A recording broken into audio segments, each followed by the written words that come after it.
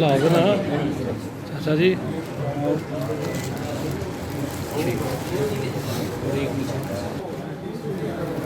यार पिछू पिछू बना ला।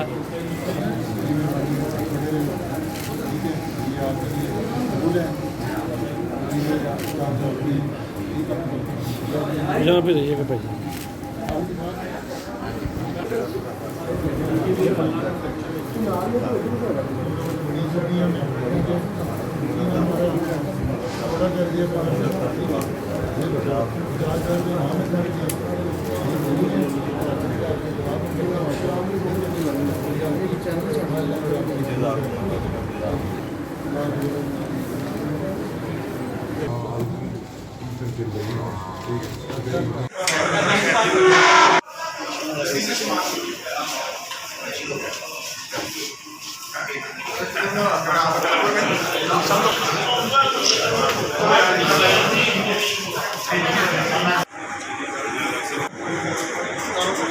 ये एक कौमी फ्रीज़ा था जो इन्होंने अदा किया। आज ये देख लें, आपने खुद इनकी हालत देखी है।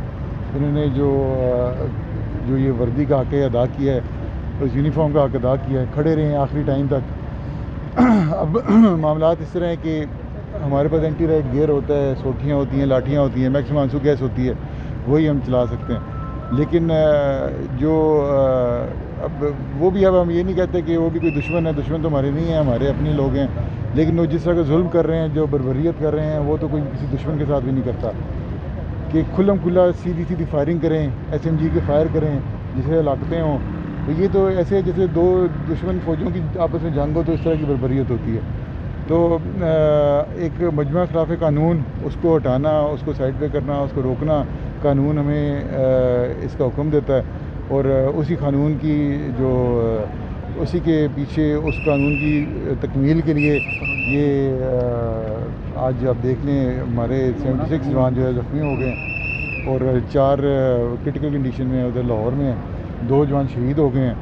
4 को हमारे जो है सीधे सीधे फायर लगे हैं, जिनमें से एक जो फायर लगने से शहीद हुआ है, वो बड़ा अनफॉर्चुनेट है। उन लोगों